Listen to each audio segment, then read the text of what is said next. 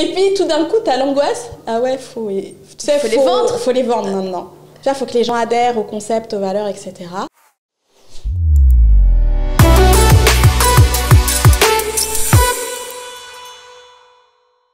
Merci Virginie d'avoir accepté de venir et de partager ton histoire avec nous. Merci à toi pour l'invitation. Donc on va commencer vraiment depuis le départ. Ouais. Comment tu as eu l'idée de lancer ta propre marque de cosmétiques et on veut avoir les détails de comment tu as eu l'idée, combien de temps ça t'a pris de préparer, quand est-ce que tu t'es lancée et tout ça. Alors, ça date d'il y a un bout de temps. Moi, je suis une passionnée de beauté et de cosmétiques.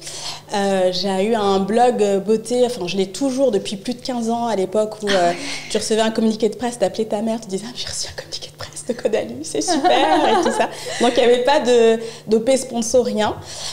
Et le focus de ce blog, ça a toujours été l'inclusion et la diversité, puisque moi, j'ai grandi en banlieue, entourée de filles de diverses origines, et j'ai jamais compris le principe de toujours avoir un seul standard de beauté. Et donc, du coup, j'ai commencé là. Je travaillais toujours au sein d'un média ciné où j'étais responsable du pôle annonceur en parallèle. Et à un certain moment, j'ai décidé de faire que de l'influence avec les blogueurs, etc. Et mes clients étaient principalement de la beauté. Donc, on a travaillé avec L'Oréal, La Roche-Posay, etc. Et du coup, moi, j'ai aidé beaucoup d'entrepreneuses à se lancer, des marques à développer leur notoriété, à gérer les réseaux sociaux. Et j'ai toujours eu cette petite idée en tête qui dit, tu sais, tu t'imagines un petit peu le truc, et si c'était moi. Et je suis une passionnée de vernis. Oui. Donc, du coup, j'ai l'agence depuis 10 ans. Le Covid arrive. Oui. Et perfect timing. Mais on a eu plein de travail. Oui. Pendant cette période-là, on devait faire des sites internet et tout. Mais j'étais chez moi. Ce qui fait que c'est vrai que c'est pas la même chose que d'aller au bureau, etc. On a un peu plus de temps pour soi, même si on a les enfants à côté. Et du coup, c'est tout bête, mais j'avais pris un de mes carnets, puis je mettais des noms de marques. Et mon mari me dit, mais qu'est-ce que tu fais? Je dis, oh, je sais pas. Brainstorming, ça s'appelle la brainstorming, ouais. Et puis au bout d'un moment, ça s'est un petit peu dessiné un peu tout seul, du concept de marque, etc. Je me suis dit, tiens, et si je me lançais? Sauf que moi, j'ai zéro notion des formules et tout ça. Mais j'ai une très bonne amie qui fait ça à merveille. Et donc, je continue de peaufiner un peu mon truc. Je dis, mais c'est ça que je veux. Je veux une marque de vernis hyper inclusive. On n'a pas sur le feed Instagram une main noire toutes les 2 secondes pour dire super, on est inclusive. Oui. Je veux que ce soit de l'inclusion dans un spectre hyper complet, avec le genre, l'origine, l'handicap et la communauté LGBT. Je dis, j'ai vraiment envie de faire ce truc-là où on s'amuse. Donc, surtout en temps de Covid, on était tous hyper stress et tout ça. Je me suis dit, mais c'est le moment d'avoir une marque qui soit éthique, mais légère dans sa communication. Et du coup, j'ai contacté ma copine au bout d'un moment. Elle me dit, ok, mais tu sais, en France, il n'y a que 2 labos qui font du Made in France maintenant, tu veux. Parce que c'était vraiment dans le spectre, je voulais que tout soit fait en France et tout. Oui. Je lui dis, ah bon, mais il n'y en a pas plus. Elle me fait, ah, non, le vernis, maintenant, il n'y en a que 2. Donc, ça te réduit quand même le champ des possibles avec qui tu vas travailler. Ouais. Et au final, à un moment donné, j'ai pu avoir le responsable d'un des labos et qui a cru en mon projet parce que moi, j'arrivais et je lui dis, mais moi, je veux pas 10 000 références par couleur. Enfin, tu vois, tu vois, c'est un projet autofinancé. On avait un peu une idée de ce qu'on voulait et tout, mais bon, enfin, je dis, moi, je suis pas, tu vois, un de nos grands concurrents, tu vois. Et du coup, il a été super parce qu'il a dit, ok, mais on vous accompagne. C'est comme ça que le projet s'est lancé. Alors, forcément, en plein Covid, on a eu des soucis d'approvisionnement de matières premières, puisque tout le monde a été impacté par ça. Et comme vous n'êtes pas très grosse, vous n'êtes pas la première sur les chaînes de prod. Donc, il faut attendre votre tour patiemment. Si tu as une commande énorme qui arrive avant la sienne, qui est toute petite... tu vois, tu as des chances de te faire un peu déplacer sur le planning, quoi. Mais ce que j'ai fait, c'est qu'on a commencé un peu la com quand même. Parce que du coup, comme j'avais l'agence et le blog depuis longtemps, donc il y a une petite com sur Insta. Et du coup, j'ai commencé à parler du projet et ça a plu. Et c'est trop rigolo parce que le premier article qu'on a eu sur les vernis, ils n'étaient même pas produits. Et c'est cool, c'est un avant-première. Mais ouais, j'ai une copine qui me dit, mais comment ça, t'as un article sur Marie-France, là, je sais, ben, elle me fait, c'est pas produit, je sais, ouais, mais, et du coup, c'était cool, tu vois, d'avoir ce côté où on supporte aussi une marque Black Owned quelque part, parce que c'est en vernis en France, tu vois, c'est la première. De se dire, on veut quelque chose de vegan, qui soit validé PETA, etc. Et moi, j'ai aussi commencé à vivre tout ce que mes clients vivaient, mais que je ne vivais pas directement, tu sais, le réglementaire, les packaging, les délais à gérer, tout ça. Et donc voilà, lancé officiellement depuis juillet, et pour l'instant, on est très contents. Juillet 2021. Ah ouais, cool. Ça fait pas un an. Et du coup, la PrEP, ça a pris... la PrEP, ça a pris avant. On a fait le Who's Next en septembre. On a eu Télématin peu de temps après. Donc, en fait, je me dis que pour une première année, c'est super d'avoir eu, tu vois, des médias quand même assez installés et des petits aussi. Parce que je me dis que c'est ça aussi l'idée. On a fait par exemple pas mal de concours avec des médias qui sont pas très gros. Mais moi, je sais ce que c'est que de se faire snober par certaines marques. Qu'on a, tu vois, je me dis que derrière chaque média, peu importe la taille, tu as du travail derrière. Donc si ça me coûte quoi de faire gagner sur un petit média d'Hiverny ou d'accorder du temps, parce qu'on démarre tous quelque part. Justement. Donc, tu vois... Donc, tu vois, parce que t'es passé par l'expérience où je sais. On appelle des gens qui snobent et tu dis, mais en fait, ça te coûte rien de venir, de partager, de parler un peu, voilà, en plus ça fait du network et ça fait... Il y a le côté humain, mais après on comprend aussi les personnes qui sont très busy. Mais bon. Tu vois, et puis il y avait plein de petits médias qui sont en Guadeloupe, dans certaines villes en Côte d'Ivoire, etc. Tu t'es déplacée du coup ? Je me suis pas déplacée, mais on a fait beaucoup de visio et puis de distanciel. Et dire que est-ce que tu as le temps de répondre à quelque chose ? Est-ce qu'on peut organiser un partenariat et tout ? Et moi, je dis toujours oui. Parce qu'on leur dit toujours non. C'est-à-dire que quand moi, je bossais dans le média dont j'étais pôle annonceur, tu as des agences, si jamais, je sais pas, t'es une marque un peu afro ou quoi, ou un média afro, mais jamais ton média, il remonte chez les grands annonceurs. Ça fait même pas partie de la première liste. Donc c'est pour ça me fait toujours marrer quand on me dit, mais en France, on n'a pas un média comme, je sais pas si tu connais le magazine Essence aux États-Unis, qui est le premier magazine afro. Quand tu ouvres, t'as du dentifrice, des voitures, du déodorant, tout ça. En France, t'appelles certains annonceurs pour annoncer dans des médias similaires. Ils vont dire, c'est pas ma cible. Alors je dis, les femmes noires, elles mettent pas de déodorant, elles n'achètent pas de voiture. Enfin, c'est vrai, c'est débile. Et c'est super dur pour ces médias-là d'avoir des campagnes de pub parce qu'ils vont dire, ah non, oui, si c'est de la crème, si c'est du fond de teint ou du rouge à lèvres, ok. Je dis, mais qu'est-ce qui se passe ? Et donc je me suis toujours dit, alors aujourd'hui, on n'a pas les moyens de faire des campagnes de pub de fou et tout, mais la moindre chose qu'on peut faire et qu'on peut faire bien, je dirais toujours oui, parce que ça remonte même pas dans les agences d'achat. Alors que c'est des médias qui sont achetés, qui ont une cible forte, ultra ciblée. Donc tu peux faire des choses de fou, et il se passe rien. Ah ouais. En plus, ça te coûte rien de participer au maximum d'événements. Au contraire, ça fait du bien à ta marque, surtout au début, mais même après. Le plus tu reach des personnes, le mieux, tu vois. Et, donc je comprends pas les... Bon, après, il y a des personnes qui sont un peu sélectives par rapport à la marque parce qu'ils vont cibler telle ou telle communauté, mais sinon si ça rentre dans ta cible, n'hésite pas. Tu peux au moins faire un portage presse. Il y a des médias qui font même pas partie du listing, juste la presse quoi. On te demande même pas un investissement financier, juste. Mais dans le portage, tu vois, tu fais ton nouveau lancement, ils en reçoivent, ils demandent des visuels et ça alimente au moins les pages, tu vois, d'actualité, mais même pas. Ah ouais.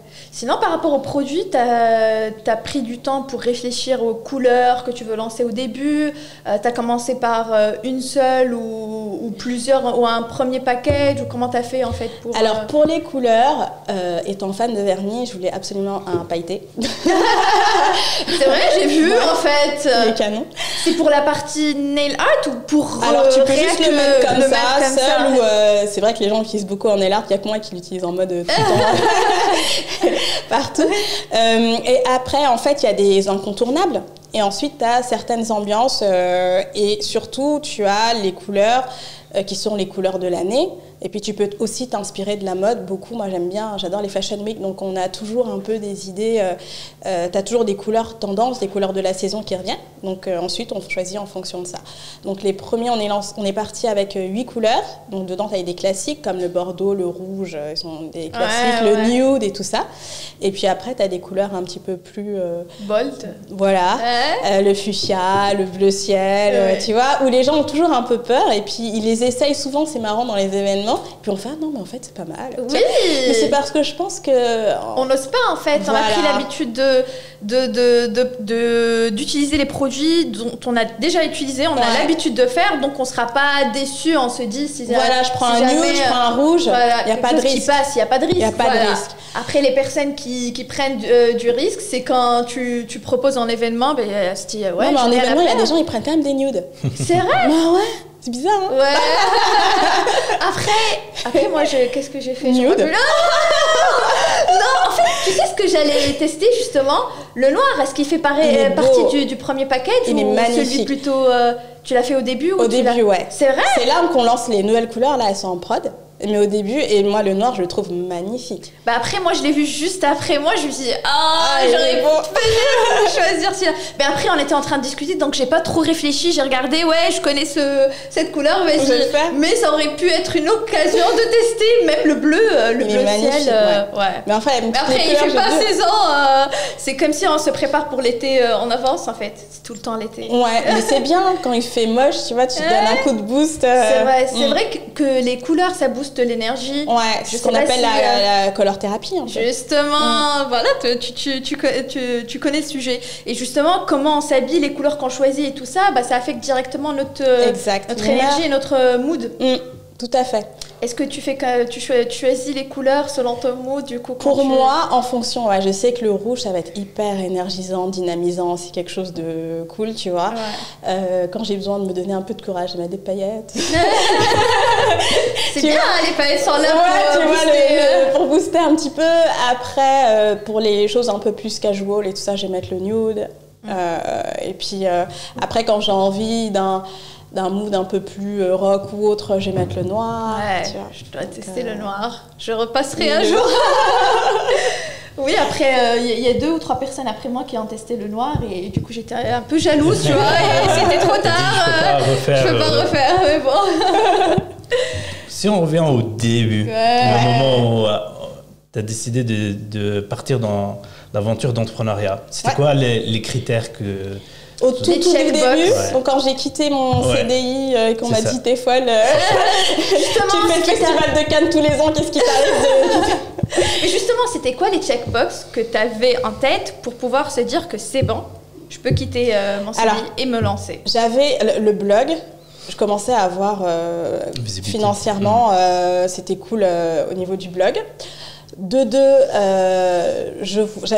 J'étais vraiment prise de passion pour toute cette partie blog influence qui venait de se lancer.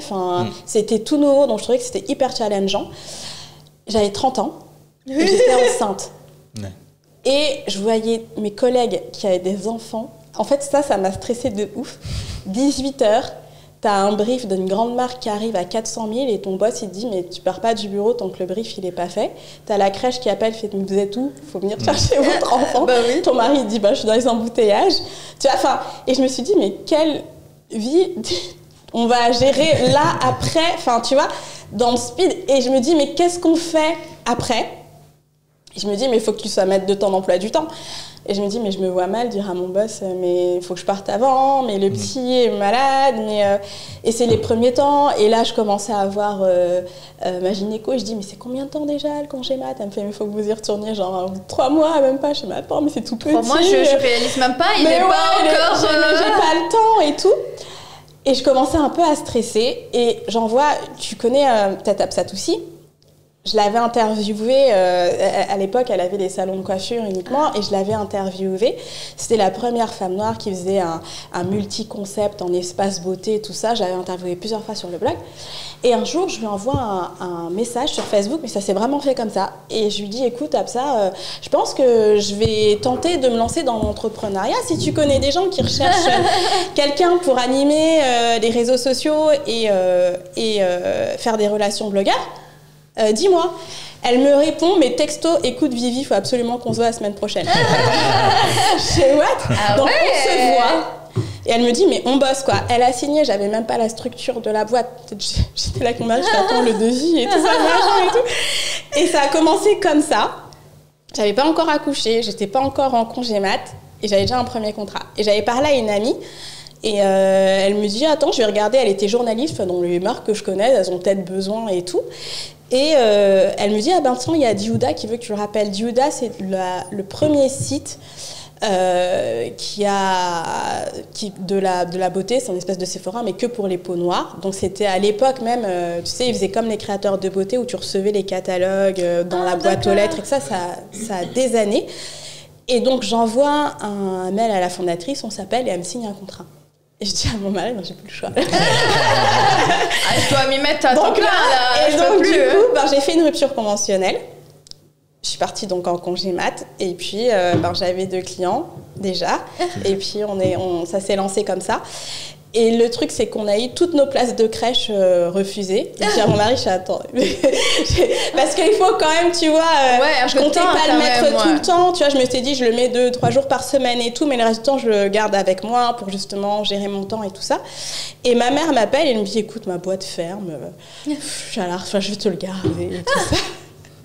Donc je venais chez moi me garder, j'avais un bureau chez moi, donc du coup c'était simple, je sortais du bureau. C'est un alignement de... Tu vois, c'est vraiment un alignement de l'univers clair. Vraiment, un message, Virginie, tu es prête. Vas-y, le message qui dit mais let's go, vas-y. Et du coup ça a été cool. Très cool. Ma mère, elle se lève, tu veux un café? La cerise sur le gâteau. Et c'était ça. Et je pense que si j'avais pas eu toutes ces choses qui se sont alignées comme ça, je l'aurais peut-être fait, mais plus tard, tu vois. Un peu plus difficilement. Un peu plus difficilement. Là, en fait, ma mère était là, j'avais les contrats, donc je pouvais gérer mon temps. Je pouvais me dire, j'ai un rendez-vous médecin, j'ai pas de jour à poser, j'ai personne à qui demander, je peux le faire. Et... Alléluia. Voilà, et du coup, ça s'est fait comme ça. Et est-ce qu'il y a une grande différence entre le lancement de l'agence et le lancement de la marque beauté? Énorme. C'était pas comme ça. C'était pas du tout comme ça. Ça n'a rien à voir. L'agence, c'est du service. C'est du temps de cerveau. Sur un sujet que t'aimes bien, sur lequel toi tu continues de bloguer, donc tu vois toujours les influenceurs, c'est de la tendance, c'est essayer d'interpréter un petit peu ce que veut ton client et tout. À la marque de vernis, quand même, t'as le truc, t'as la fab, la production, le réglementaire. Une fois que tes vernis sont là, il faut les vendre. Donc, ça veut dire qu'il faut que tu testes en learning constant. Donc, ce qui est super pour les gens qui aiment apprendre, etc. Sauf que c'est pas du tout la même chose. Là, tu vois, on commençait à avoir une rupture sur une couleur. Et je dis, mais attends, est-ce qu'il y a de la place au labo? Comment tu fais, tu vois? Parce qu'on sait que la rupture, sur Internet, ton client, il t'attend pas. Il va juste aller chercher un truc similaire chez ton concurrent. Et c'est chaud d'aller le récupérer. Et puis tu découvres le SIA, enfin tu vois, c'est des trucs, des spécificités qu'on faisait pas à l'agence pour nos clients, qu'on faisait, tu vois, mais en coup de main, pas aussi poussé, et toujours avec un de mes devs et tout ça. Sauf que là, tu es toute seule sur ton projet, donc tu apprends un peu, tu vois, à coder, à vérifier, à dire attends, ça marche pas, ou ça a besoin de plus de temps pour marcher, parce que c'est aussi le truc, t'es pressé, alors qu'en fait ça prend du temps. Il faut être patient. La patience. La patience. Et ça te... Vraiment, t'apprends. Moi, j'apprends tous les jours, quoi. Mais est-ce que ça t'a aidé, justement, par rapport à une personne qui n'a jamais accompagné des marques, de se lancer? Est-ce que ça t'a aidé de suivre les histoires des autres marques, apprendre des petits trucs, des astuces qui t'a fait un peu gagner du temps? Alors, j'ai fait mon site toute seule, donc ça m'a fait gagner du temps et de l'argent. Et après, tu vois, quand tu conseilles tes clients sur la com, tu as tout le dossier de départ que toi t'exiges à tes clients et tu te dis mais ta plateforme de marque Virginie elle est où? Tu vois, tu dis toujours à tes clients qu'il faut la faire, tu l'as pas faite.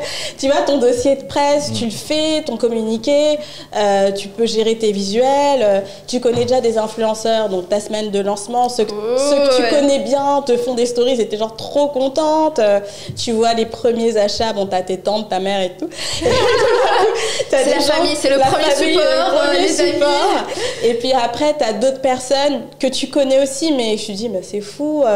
Et oui, cette partie agence et conseil m'a beaucoup aidée pour le début parce que certaines bases sont là. Si je contacte un journaliste, j'ai mon lien de Drive avec tout ce qu'il faut dedans, il peut aller piocher et on gagne du temps. Chose que j'aurais peut-être pas su si Ou c'est j'avais pas si évident que ça si personne n'a pas eu l'expérience avant. Voilà. Et des fois, tu es impatient, on t'envoie un communiqué. Et moi, j'avais des clients, ils me disent au bout de, je sais pas, un mois, mais il n'y a pas de retombée. Je fais, mais la presse, c'est long, tu vois.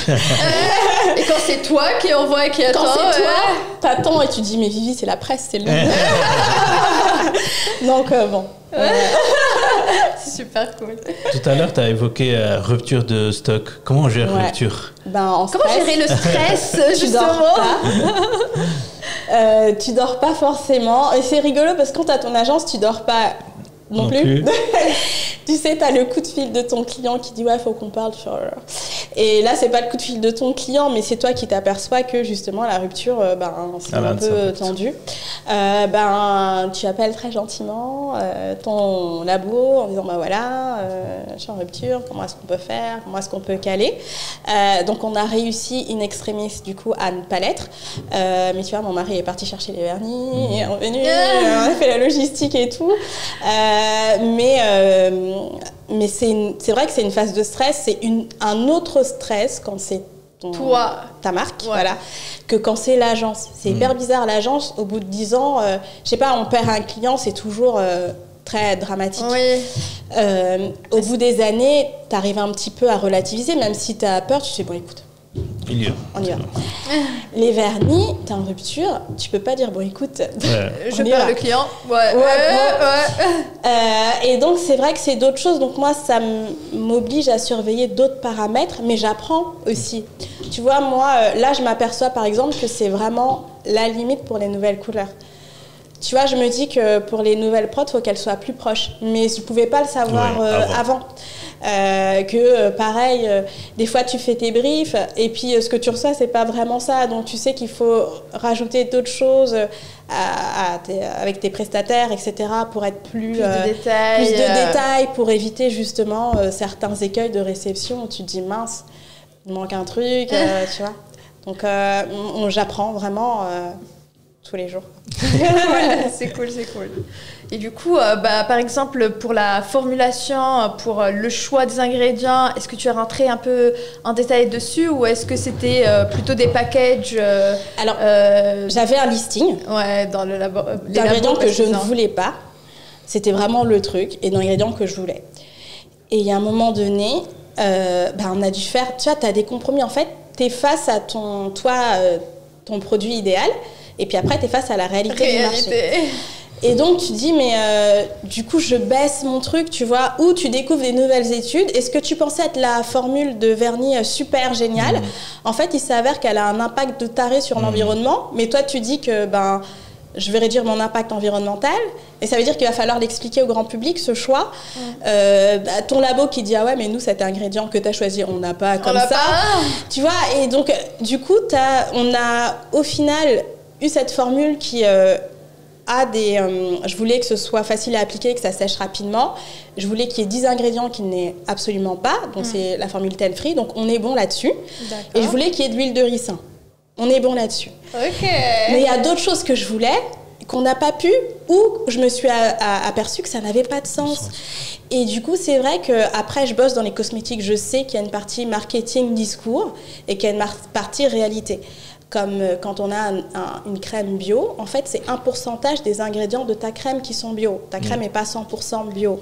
Tu vois, et nous, moi, ce que j'aime bien aussi, c'est qu'on aille un peu gratter un peu les idées reçues pour se dire, ouais, mais en fait, entre ce que vous lisez et ce qu'on vous laisse interpréter et la réalité, des fois, tu as grande différence, quoi. C'est vrai. Après, bon, les marques sont obligées un peu à suivre les tendances. Quand on connaît qu'il y a un ingrédient qui est nocif, bah, tout le monde va mettre 100... Mais des fois, c'est une étude sortie de nulle part, non prouvée. Et du coup, tu es devant des absurdités. On a j'ai un client et un des cofondateurs et formulateurs. Et on a eu toute une vague d'un ingrédient qui était 100.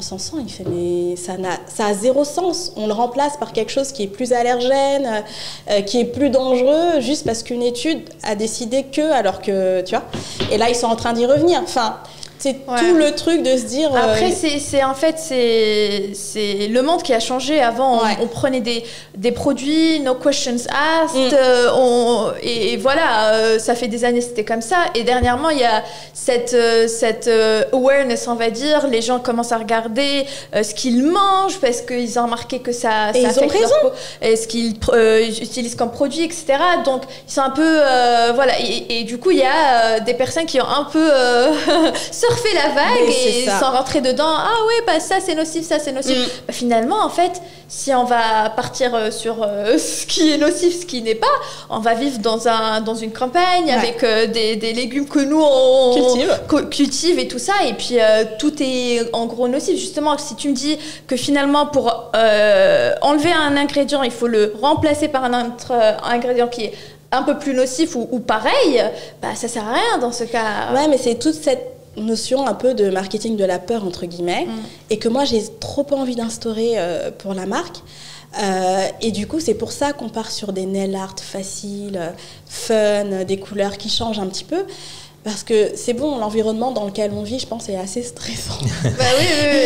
Et le but de tout ce qui est cosmétique, c'est le bien-être. De se faire plaisir. De se faire plaisir, donc, de se sentir bien, de booster son énergie. Donc exactement. Si on va stresser en utilisant des produits de cosmétiques, ça sert à... C'est dommage. Ouais, c'est dommage. Et le choix de vegan Je ne mange plus de viande. C'est ça, c'est un choix perso. Mais c'est bien, c'est un choix. D'accord. Ok. Et j'ai remarqué un truc sur ton site web. Justement, j'ai pas vu le blog parce que tu parles de tendance. C'est la partie tendance en fait. Ah, peut-être. Alors qu'il a changé 3 fois de nom, tu vois, c'est vraiment l'expertise. On apprend sur le tas. Ça, c'est le retour client. Ouais, je suis rentrée sur le site. J'ai regardé vite fait, mais tu me dis que le blog, là, ça me donne envie d'aller regarder le blog que j'ai depuis 15 ans. Ah oui, non, je l'ai pas mis sur le site de marque, c'est un autre, mais je t'enverrai le lien. Oui, ok. Je pense après, tu les as laissés deux vivre en parallèle. Exactement. C'est logique. Après, sur ta page ou sur tes réseaux sociaux personal brand, est-ce que tu mets en avant les deux ou Oui. Alors moi sur LinkedIn. Mais si tu vas sur mon compte Instagram par exemple, tu as le fameux Linktree là, et puis tu as le choix entre. Donc moi, si je pars, je tombe par hasard sur ta marque, et depuis ta marque, je vais vers la fondatrice et je regarde ce qu'elle fait d'autre. Je peux tomber sur les autres. Les deux options. Nice. C'est bien. Et du coup, je dis, donc tu as un autre blog aussi spécial pour la marque, enfin les sujets qui tournent autour de ta marque. Exactement. On fait beaucoup d'interviews que j'appelle Women and Nails. En fait, ça me permet aussi de mettre en avant ces fondatrices un petit peu oubliées par certains médias. Parce qu'elles font, en fait, si tu veux, elles font un travail de folie. Et c'est dur d'avoir des retombées, c'est-à-dire que c'est dans beaucoup de médias féminins, tu as ce fameux portrait de l'entrepreneuse du mois ou de la semaine. C'est toujours le même profil. Et t'en as d'autres qui sont toujours oubliés, alors qu'elles ont un quotidien et un univers tout aussi intéressant et une histoire aussi de fou. Quand on avait fait la Vegan Beauty Party, il y avait Devance Cosmétiques. Oui. Et elle a un univers elle a une très belle histoire. J'ai jamais vu dans un média traditionnel, tu vois, son histoire. Alors qu'elle travaille en labo, tu vois, elle cherche. Elle a une histoire assez riche déjà sur papier. Mais quand tu la vois, c'est fou. Je l'ai vue justement et on a parlé et ça se voit très bien qu'elle a pas mal de choses à apporter à pas mal de personnes.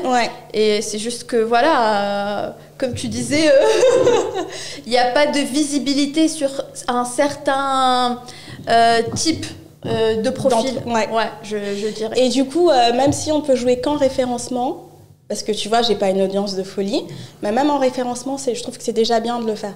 Non, c'est parfait. C'est très bien ce que tu fais. Je t'encourage. Et c'est quoi le concept Women and Nails? Alors du coup, j'en profite pour leur demander, qu'elles me parlent de leur parcours, d'accord, de leur marque, et puis ensuite on parle de leur rapport avec la main et l'ongle. Ah, bien sûr, c'est un 360 degrés, tu vois. Tac, tac, c'est trop bien. J'ai vu quelques articles. C'est pas mal parce que du coup, sur certaines parties, on voit qu'il y en a qui n'ont pas grand-chose à dire, qui disent « moi je fais rien de spécial ». Tu vois, c'est vrai, elles sont là et tout. Puis t'en as d'autres qui vont dire « j'ai plus de mal » ou « je mets toujours les mêmes couleurs » ou d'autres qui vont dire « je fais super attention ». C'est intéressant. C'est vrai qu'il y a des différentes... Il y a des différentes relations pour la femme avec le vernis en particulier. Parce que, ça prend du temps à faire, mais après, ça peut être aussi, ça peut rester longtemps comme ça peut ne pas. Ça dépend aussi de la santé ou la qualité des ongles. Exactement. Et du coup, il y a des personnes qui sortent pas sans. Et il y a des personnes qui sont tout le temps sans. J'en parlais avec une amie, il faut envisager le vernis comme du coloriage. Tu le mets, tu l'enlèves, tu t'amuses. Tu t'éclates avec les couleurs en fonction de ton humeur. Moi, justement, pour le semi-permanent qui n'est pas healthy, je le sais. Ça dépend de qui le pose et comment. Ouais. Vraiment. Mais après, le semi-permanent, c'est quelque chose, tu le fais, tu l'oublies et c'est bon. Ouais. Parce que les vernis en général, si je vais faire la vaisselle, je vais y réfléchir du coup. Je vais la laisser là-bas. Parce que j'ai payé quand même pour ma petite pause. Donc, je pense que la vaisselle peut attendre. Après, j'ai pas encore des enfants. Sinon, ça aurait été une autre histoire. Et aussi voilà, faire un peu attention. Moi, j'ai eu des expériences où je viens de finir ma pause et après je pars parce que je conduis, je prends pas les transports et du coup je les casse, et non, je viens de ça. C'est pour ça qu'on fait les masterclass. Quand j'ai écrit le projet du vernis, je voulais absolument faire des masterclass parce que la plupart du temps, quand on se le pose à la maison, on le pose mal. Du coup, il part et on se dit ah mince, le vernis machin, alors que c'est de la technique. Tu vois, quand on fait les nail art avec la prothésiste angulaire Emeline Leka qui travaille avec nous, elle me fait marrer parce qu'elle me dit regarde, ça fait 7 jours. Il vient à peine d'avoir un petit pet là parce que j'ai pas fait gaffe. Enfin, tu vois, mais c'est aussi, mais tu as raison, on a des vernis, on a des ongles qui ont certains pH où ça grignote le vernis. Hein, après, il y a des vernis qui sèchent un peu plus rapidement que d'autres. Quand j'ai testé avec toi, c'était un nude, donc je suis pas rentrée trop dans les détails, mais au bout d'un moment, on parlait et aussi avec les filles, on se disait est-ce que c'est sec ou pas? J'ai pas envie de tester, mais on avait l'impression que c'était bon. C'était sec, On était à l'aise à parler, à bouger les mains, pas rester juste comme ça. Après, moi, je parle de mon expérience. J'ai aussi ma sœur, par exemple, qui peut changer les couleurs chaque jour. Ça la dérange pas de l'enlever et de remettre. Je lui dis... c'est pour ça que j'aime le pailleté aussi, que j'ai toujours dans le sac. Parce que quand tu mets une couleur, mais que, je sais pas, il y a quelqu'un qui te veut... Bah oui, tu m'as fait pailleter, là. On dirait que t'as fait un nail art. C'est un quick fix. Le quick fix tout le temps. Mais c'est vraiment l'astuce du truc. Et là, qui me dit, pourquoi t'as toujours un vernis dans le sac? Toujours le même. Parce que du coup, on sait pas ce qui peut arriver, tu vois, machin et tout. Tu le remets là un petit peu. J'ai pas réfléchi à ça, mais c'est une très très belle idée. C'est bien. Mais tu dois mettre en avant cet avantage du pailleté. Mettre en avant. Et c'est là que je m'aperçois aussi, ce que tu me disais, c'est toujours plus simple quand c'est une marque pour qui tu travailles. C'est ça. D'avoir le conseil, etc. De se dire, mais non, faut faire ça, nanana. Et quand c'est pour ta marque et que t'es face au truc, t'as plus de mal j'adore à prioriser. Tu vois, c'est sûr. En fait, c'est plus dur quand c'est pour toi. Je pense que c'est le recul avec un peu de... C'est ça qui fait la différence. En fait, avec l'émotionnel, je sais pas. Je pense aussi le temps que tu consacres. Parce que, pareil, nous, avec les clients, c'est beaucoup plus simple parce que c'est clair dans ta tête qu'il faut faire ça. Je pense que c'est le recul, Pour nous, on sait ce qu'il faut faire, mais parfois, soit on n'a pas le temps, soit on priorise d'autres trucs. Voilà, donc... Du coup, c'est pas ça. Là, ça fait... j'ai mis un temps de fou à lancer cette masterclass, alors qu'elle est dans ma tête depuis des mois. J'avais déjà préparé, parce qu'on va faire un guide, j'avais déjà le masque du guide, j'avais tout J'ai mis 100 ans à le faire. Nice. Et du coup, pour me forcer, j'en ai parlé à plein de gens. Ouais, et du pour coup, que tout le monde dit, mais t'en es où? C'est comme le site. C'est une astuce. Ouais, c'est comme le site de la marque. Je sais faire un site. Et tous les jours, je fais, Virginie, il est où ton site? Ouais, je vais le faire. Mais il est où? Ouais, je vais le faire. Et du coup, j'ai dit, écoute, pour le faire, j'en ai parlé à genre 5-6 personnes. J'ai dit, votre mission là, c'est de me relancer sur ça. Et à chaque fois, on me dit, mais Virginie, je veux commander. Oui. Et ma mère, elle dit, attends, c'est un business. On me dit, on veut commander, le site n'est pas prêt. Ouais. Et là, je l'ai fait. Mais, et alors qu'un client m'aurait dit, le site, je le fais, c'est bon, le planning, ok, prévenu tout le monde et tout ça. Mais tu as ce truc où quand c'est pour toi, ben, c'est plus compliqué. Je pense que ta maman fait partie des personnes les plus importantes dans ton équipe que tu connais pas, qui existe. En fait, tu vois, t'as ma mère, ma sœur, mon mari, où c'est vraiment le truc. C'est-à-dire que t'as mon mari qui va me dire en rentrant, t'as ma sœur qui va m'envoyer 10 000 textos, t'as ma mère quand elle va venir chercher les enfants. Qui va te ramener un café, elle va te dire, tu crées le site web maintenant. Qui va dire, je vais chercher tes enfants, je les garde, c'est pas pour que tu fasses rien. Donc, ok. C'est super cool. Donc, du coup, j'ai pas besoin de te voir là, c'est bon, je t'ai vu, tu vas bien, super. Ok. Oui, mais je viens de me rendre compte que j'ai commencé par une question et on est parti sur, tu vois, la discussion de chill, tu vois. J'ai vu sur ton site web, j'ai commencé comme ça et après on est parti sur d'autres sujets. Quand tu parlais de ton histoire, que tu voulais que la marque soit inclusive et tu parlais d'âge. Oui. Ça, c'est un peu spécial par rapport à d'autres, on va dire, marques. Et ça m'a directement capté, en fait, que on peut s'amuser. Le but, c'est de s'amuser avec les couleurs, de s'amuser d'avoir femme, voilà. Et il n'y a pas d'âge pour s'amuser, en fait. Et tu sais aussi pourquoi? Donc, tu peux m'en parler un peu plus? Ouais, c'est parce que je me suis aperçue qu'autour de moi, t'avais des filles, genre elles mettaient pas de vernis parce qu'elles pensaient que leurs mains étaient genre juste moches, j'ai des rides, j'ai des taches, etc. Je dis alors. And so what? Ouais, mais c'est pas grave. Et en fait, ce truc de l'âge, c'est que souvent on se dit, mais voilà, j'arrive à un certain âge, il faut que je mette des couleurs classiques, tu vois, je vais pas faire de nail art, je vais arrêter de m'amuser. Mais non. C'est encore du temps, hein. C'est vrai. Après, nous, on se dit, non, on va pas faire comme ça. Ouais, parce que c'est plus de mon âge. Ouais. Mais pourquoi se mettre des barrières? Parce que qui a dit c'est plus de mon âge? Eh ben moi, j'adore quand une femme assez âgée, elle prend soin de ses ongles et tu vois que tu dis, moi, regarde, j'ai pas encore 30 ans, mais j'ai même pas assez. Je me sens un peu, tu vois. Et j'adore parce que ça booste un peu l'énergie de la personne qui, tu vois. C'est un moment, tu sais, t'es là, tu regardes, je fais mes ongles. Ça, c'est tout bête, mais ça fait plaisir. Moi, je te dis, quand je fais une pause vernis, au moins, j'ai quelques jours où mon énergie est super bien boostée. T'es bien. Je suis bien. C'est ça, mais c'est vrai, je suis désolée pour vous. Les après aussi, il y a les soins. Je sais que les hommes, ils réfléchissent même pas aux angles, tu vois, mais... ça dépend. Ça dépend, mais ça devient de plus en plus, justement. Oui, là, par exemple, ça fait... il y a 2 ou 3 podcasts, je pense, on avait un couple, et du coup, on a proposé aux deux ce petit soin-là. Et du coup, on s'est dit, on avait avant un couple qui s'est dit, c'est juste la femme qui va le faire, l'homme, ça va, je fais pas ça, tu vois. Et lui, il était, pourquoi pas, tu vois. Et du coup, il a fait le soin au moins, tu vois. Il a fait le soin, il s'est dit, ouais. En fait, c'est la première fois que je le fais, mais je pense que je vais le faire plus souvent parce que, tu vois, j'ai l'impression que je reconnais pas mes ongles, en fait. Et du coup, ouais, pourquoi pas, en fait. Et aussi, les couleurs, il y a des couleurs un peu, expressives aussi, j'en vois. On a de plus en plus d'hommes, on avait fait un article là-dessus qui, justement, commence à porter du vernis. Et dans tous les domaines. Ouais, c'est ça. Dans la communauté LGBT ou non. Il y a des rappeurs, des rockers, etc. Les rockers, ça, c'est un peu ancien. Les rockers, ça date, tu vois. Ça date. Mais là, même... quand on voit un Kid Cudi, etc., qui porte du vernis et qui s'en fiche, tu vois. Alors lui, c'est vrai que la frontière du genre est largement dépassée depuis un bail. Voilà. Mais ils s'en fichent, tu vois. Parce que c'est des artistes et ils s'expriment avec de l'art et en fait tu vois qu'ils portent des vêtements que pas forcément des gens normaux de tous les jours, voilà, on va dire, les portent et c'est cool parce que c'est un moyen d'exprimer son art et je pense que c'est pour tout le monde doit s'exprimer. Le mari de l'influenceuse, la Chiara Ferragni, Fedez, mais il a toujours du vernis noir, tout le temps. Oui.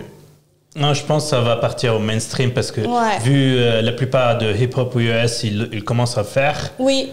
Ça va partir tôt ou tard. Donne-nous quelques années, comme on disait tout à l'heure. L'article, je vous enverrai régulièrement le lien. La répétition, comme on dit. Voilà, et ça va arriver. Non, ça va arriver au mainstream quand les influenceurs ils font. Ça te dit du coup quand tout le monde le fait, oui, bien sûr. Tant que tout le monde le fait. Le noir, ça va, sincèrement. C'est les couleurs que peut-être pour le moment, je sais pas. Mais le noir, ouais, pour moi, ça va. Ou le nude qui fait un peu couleur, ou le transparent pour avoir un peu. Ou les paillettes. Je les ai même pas testées, moi. Étape par étape, mais. Donc oui. Après, on a parlé un peu d'avant le lancement. C'était quoi ton feeling au moment où tu as lancé la production? Et je veux dire, ça veut dire que tu as des produits qui sont available sur ton site web et que les gens commencent à acheter ces produits-là. Alors, c'est très bizarre parce que tu as plusieurs phases. Parce que comme on était en période de Covid, il faut voir déjà que la date de Fab a été décalée 3 fois. Donc, tu es entre... Toi, tu annonces une date, les gens ont commencé les précommandes, et c'est pas tout de suite, etc. Donc déjà, tu es un petit peu stressé. Et quand tu vois les vernis pour de vrai, tu as une espèce d'euphorie hyper bizarre de voir tous ces vernis arriver, les couleurs, les flacons. Et puis, tout d'un coup, tu as l'angoisse. Ah ouais, faut les vendre. Faut les vendre maintenant. Il faut que les gens adhèrent au concept, aux valeurs, etc. Et comme je te disais, tu as 2 phases. Les premières clientes, tu les connais. C'est tes proches. Ouais. Par contre, quand tu commences à avoir... Moi, j'étais psychopathe. Hein. Quand je commençais à avoir des noms que je connaissais pas, j'appelais ma soeur, je disais, c'est une copine à toi. Je dis, mais non. C'est qui t'a envoyé là? Dis-moi. C'est ta collègue. Non, je t'assure. Et tout, machin. Et je disais pareil, je sais, ma mère, tu connais? Je dis, mais non, je connais pas. Je sais même pas comment on fait du comment sur Internet. Elle est venue toute seule, comment ça se fait? Et là, tu te dis... C'est là aussi que tu fais plus attention à ton Google Analytics. Parce que ton Google Analytics, moi je le regardais pour le blog très rapidement. D'où venaient les gens, dans quel pays est-ce qu'ils habitaient, etc. Mais j'avais pas mis de tag spécifique et tout. Et là tu te dis, ah ouais, moi là où j'ai beaucoup de monde qui viennent, vraiment ma grosse source c'est Instagram. Donc, et à chaque fois, genre et les tutos. Les tutos nous aident beaucoup. Sur Instagram. Ouais, le nail art. Et là, je me dis, ah ouais, il y a un truc en fait. Et c'est pour ça qu'on a institué vraiment tous ces... Parce que même si les gens ne le font pas, juste le fait de voir, ils se disent, ah ouais, la couleur, elle est pas mal parce qu'elle est mise en situation, tu vois. Et aussi quand on parle des valeurs, quand on rappelle que c'est vegan, que c'est ce qu'on appelle ten-free dans les vernis, c'est les 10 ingrédients qui ne sont pas, que c'est 100% made in France. Moi, j'aime bien mettre de la formule au packaging, tu vois. Que c'est labellisé PETA. Tu sais, tu as cette espèce de confiance et on a des personnes qui, même elles, ne mettent pas forcément de vernis. Mais l'accumulation des valeurs et bien sûr le fait que ce soit black-owned, on a une forte population afro-antillaise qui commande. C'est trop cool, quoi. Oui. Bah justement, moi j'ai vu un des tutos, je pense, où il y avait le bleu, les petits points, nanana, c'est très joli. Il y a quelques jours, c'est facile. Et moi je me suis dit, ouais, pourquoi pas. Pour moi, je mets juste une couleur, je me casse pas trop la tête à essayer d'être, tu vois. Mais pourquoi pas en fait, si c'est aussi simple. Après. En fait, c'est ce qu'on s'est dit. Aujourd'hui, il y a plein de tutos nail art, mais ça te semble compliqué. Des fois, je me dis, ah non, je vais pas faire ça, je vais rater. Je suis pas bonne et tout. Et du coup, quand on a fait le point avec Émile, je dis, je veux des tutos, mais faciles. Que n'importe qui à la maison, on n'est pas obligé de s'acheter 10 000 accessoires. J'ai le petit pic à la maison qu'on a tous un peu en 10 minutes. Ça, tac, et ça y est, mes points, ils sont faits et je suis tranquille. Ouais. C'est vraiment ça. Et toute cette partie-là, ça aide. Mais en même temps, tu as des phases où, genre, 5 jours, tu as 0 commande. Oui. Là, tu te dis, mais attends, pourquoi? Qu'est-ce que j'ai fait? J'en fais la newsletter, j'ai tout fait, machin et tout. Mais c'est vrai que tu as aussi besoin de communiquer en dehors de ta communauté existante. Que si j'aime le rouge et le bordeaux et que j'ai envie de tester le bleu, mais je vais pas non plus t'acheter le fuchsia, le noir, le machin. On a des clientes qui ont toutes les couleurs, c'est rigolo, et qui ne font pas partie de ma famille, je précise. J'allais demander, c'est ta maman en fait ou ta sœur? Non. Et ça c'est cool, mais c'est là, tu vois, je me suis dit, mais attends. Mais c'est vrai, en plus, avant le projet, j'avais lu plein d'études et ce que les gens recherchaient, c'était quelque chose de facile à appliquer et plein de couleurs. Oui. Et on avait quelque chose de facile à appliquer. On avait 8 couleurs au lancement. Mais là, je sens, là, ça y est, depuis juillet l'année dernière à maintenant, on a besoin de renouveler. Ouais. Tu vois, mais je m'en suis pas forcément aperçue avant, tu vois. Oui. Et heureusement, on a des couleurs dans les 8 qui pouvaient très bien faire printemps, été, automne. Donc, on a pu avoir une com cool, tu vois, jusqu'à Noël. Et même là, tu vois, le bleu ciel, le fuchsia, je peux. Mais c'est pas la couleur de l'année, par exemple, qui est en fab. Donc, il y a ça. Et là, je m'aperçois du rythme qu'on doit avoir. Donc, en fait, il y a plus le côté saisonnalité. Il y a aussi tendance qu'il faut... Exactement, qu'il faut renouveler. Donc il ne faut pas s'arrêter dans les couleurs. Il ne faut pas s'arrêter. Et tu disais que la plupart de tes clients arrivent d'Instagram. Est-ce que c'est parce que tu es plus active sur Instagram que d'autres c'est parce que je pense qu'on voit, c'est une histoire de couleurs, on voit les vernis en visuel. action, c'est très visuel. Après, on voit que les gens commencent à chercher le nom de la marque dans Google, donc ça c'est rassurant. Bien sûr, il faut enlever sa propre adresse IP dans ses quand on entre sur Google Analytics. Et donc ça, c'est cool. Et ensuite, c'est vrai qu'on a eu 2-3 articles qui ont quand même généré des visites et qui continuent à en générer parce que c'est sur des sites qui sont bien référencés. Donc là, moi, samedi, là où il faut que j'axe, que je sorte de la communauté qui en a déjà parlé, que je réactive les relations presse, mais pour les relations presse, il faut que j'ai de nouvelles couleurs ou un nouveau truc.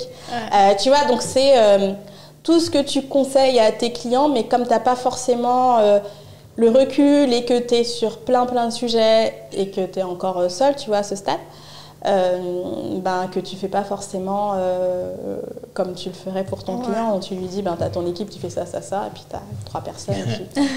Moi, je pense que les deux, le fait de l'avoir l'agence et avoir sa propre marque, ils vont s'aider de plus en plus dans le futur. Parce que en ayant son agence, on connaît les choses, les best practices, disons comme ça. Et en ayant l'entreprise, on connaît la réalité, qu'on est occupé, que le time, que la gestion de X choses. Et ça va, je pense, elle va améliorer les best practices parce qu'ils seront peut-être plus concrets, parce peut-être on prend en compte plus le côté humain. Et je pense que les deux, il y aura un cycle de... Franchement, ça aide. Parce que même des fois, tu es sur des cas clients. On est sur le cas d'une marque qui va se lancer, qui n'est absolument pas lancée, par exemple. Et c'est vrai que du coup, si elle a un besoin spécifique, toi, au niveau de l'agence, tu vas aussi peut-être te former parce qu'il y a des nouvelles choses sur le digital qui arrivent tout le temps. Des nouvelles règles, etc. Des nouvelles features et tout ça. Et donc, du coup, tu apprends aussi et tu peux te servir de ces best practices-là pour cette cliente-là, pour les autres et puis pour ta marque. Du coup, faire des tests avec ta marque, avoir vraiment poussé bien tes trucs, avoir un retour et tu peux dire ce test-là, on va plus l'orienter comme ça, ou le Reels, on va plutôt le faire avec tant de secondes que tant de secondes parce qu'on a très peu de temps pour capter l'attention des gens. Mais ça, c'est parce que tu as testé. Et donc, ce que tu dis est tout à fait vrai. Mais je pense que quand on a son agence ou sa marque, il faut se dire qu'on apprend tout le temps, c'est de l'expérience tout le temps. Et je trouve que c'est ce qui est cool aussi. Ouais, sinon ça devient une routine et enfer. Ça embête pas. J'ai une question qu'on pose toujours. Si tu aurais vu Virginie il y a 2-3 ans, quel est ton conseil à elle en fait, avant de lancer la marque? Arrêtez de flipper. C'est ça. Des fois, on se stresse sur des choses. Surtout au début, tu vois, sur la formule, j'étais hyper contrariée, sur que ça allait pas tout à fait dans le sens où je voulais. Même celle qui m'accompagnait, elle était triste pour moi, tu vois, parce que j'étais hyper contrariée. Mais au final, on a trouvé une solution et on s'est aperçu que c'était finalement très bien comme ça par rapport au concept qu'on avait et que c'était super.